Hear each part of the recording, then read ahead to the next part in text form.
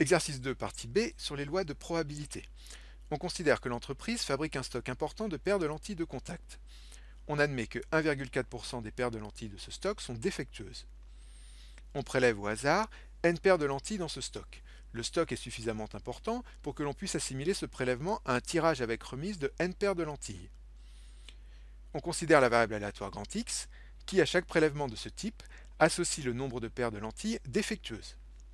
Première question, justifier que la variable aléatoire grand X suit une loi binomiale dont on déterminera les paramètres.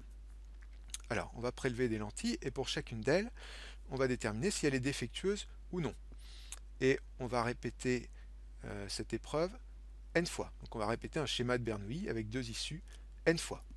L'expérience consiste donc à la répétition de n épreuves indépendantes, car tirage avec remise. Chaque épreuve peut déboucher sur deux issues et seulement deux. Soit la lentille est défectueuse, de probabilité 1,4%, soit l'événement contraire, la lentille n'est pas défectueuse. Donc la variable aléatoire grand X, qui va compter le nombre de succès dans notre expérience, ici le nombre de lentilles défectueuses, sur n lentilles tirées, suit une loi binomiale de paramètres n et p, avec p égale 0,014. Deuxième question, on suppose que n égale 150, calculer p de x égale à 0.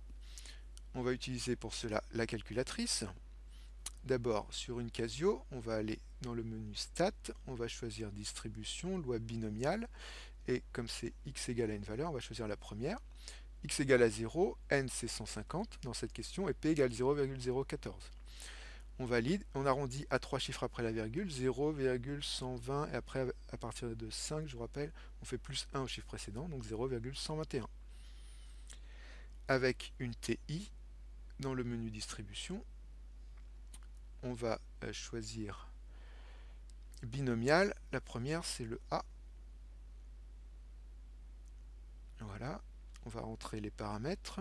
Donc 150 pour n, le nombre d'essais, p 0,014 et x vaut 0. On valide et bien sûr, on va trouver le même résultat qu'avec la Casio. 0,121 en arrondissant. Question B, en déduire la probabilité qu'au moins une paire de lentilles soit défectueuse. Au moins une paire de lentilles, ça signifie au minimum une paire de lentilles. Donc on va déterminer la probabilité que x soit supérieur ou égal à 1. Pour ça, on pourrait calculer probabilité que x égale 1, plus la probabilité que x égale 2, plus probabilité que x égale 3, plus etc. jusqu'à plus la probabilité que x égale 150, puisque x peut prendre ses valeurs entre 0 et 150, le nombre de lentilles défectueuses sur 150. Donc ça sera assez long de faire cette somme.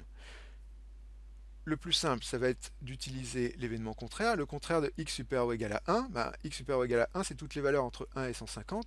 Le contraire de x supérieur ou égal à 1, ça va être x égale à 0. Donc on va calculer la probabilité que x soit supérieur ou égal à 1 en faisant 1 moins la probabilité de l'événement contraire, x égale à 0. Et donc, probabilité que x égale à 0, on l'a calculé à la question précédente. En effectuant la différence, on trouve 0,879 à 10-3. Question 3, dans cette question n égale 1000, on admet que la loi de la variable aléatoire grand X peut être approchée par la loi normale de moyenne 14 et d'écart type 3,715. Justifier ces paramètres par le calcul. Alors, je vais représenter à l'aide de GeoGebra. Je vais d'abord représenter la distribution de la loi binomiale à l'aide de ce nuage de points. Et donc je vais essayer d'approcher ce nuage de points par une courbe de Gauss qui va représenter la distribution normale. Donc pour ça, il va falloir que je déplace la moyenne. Vous voyez ici, je déplace la moyenne de ma loi normale. Et on va augmenter l'écart type pour ajuster au mieux le nuage de points par ma loi normale. Donc on voit que le mieux ici, ça va être de prendre la moyenne mu égale à 14 et l'écart type environ 3,7, 3,8. On va retrouver ces résultats par le calcul en utilisant la conservation de la moyenne, la conservation de l'espérance. Pour mu, la moyenne de la loi normale, on va prendre la même moyenne que pour la loi binomiale, et la moyenne de la loi binomiale se calcule en faisant n fois p, donc 1000 fois 0,014 égale à 14 pour mu, la moyenne, et pour l'écart type, c'est racine de n fois p fois 1 moins p, et on trouve 3,715. Enfin, question 3b, soit y une variable aléatoire de loi normale de moyenne 14 et d'écart type 3,715. À l'aide de cette approximation, estimez la probabilité d'avoir au plus 10 paires de lentilles défectueuses, c'est-à-dire calculer probabilité que y soit inférieur ou égal à 10,5. Ici, on remarque que c'est 10,5 et pas 10 parce qu'on effectue une approximation d'une loi binomiale qui est discrète par une loi normale qui est continue. Donc on va avoir effectué ici une correction de continuité qui est déjà faite, on n'a pas à la faire. Graphiquement, avec GeoGebra, je représente la probabilité à calculer. Donc avec ma courbe de Gauss, loi normale centrée sur 14, et donc c'est x inférieur ou égal à 10,5.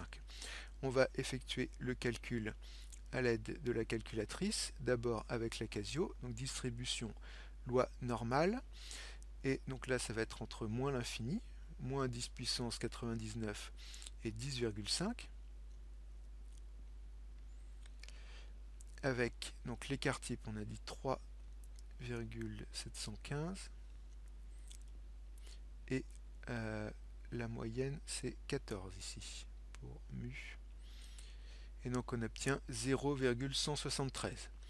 Même chose avec la TI, on va aller dans distribution, on va choisir loi normale, et on rentre les paramètres, donc moins l'infini jusqu'à 10,5, mu c'est 14, et l'écart type sigma c'est 3,715. Voilà, on valide, et on obtient 0,173. Donc probabilité que y soit inférieur ou égal à 10,5 égale 0,173.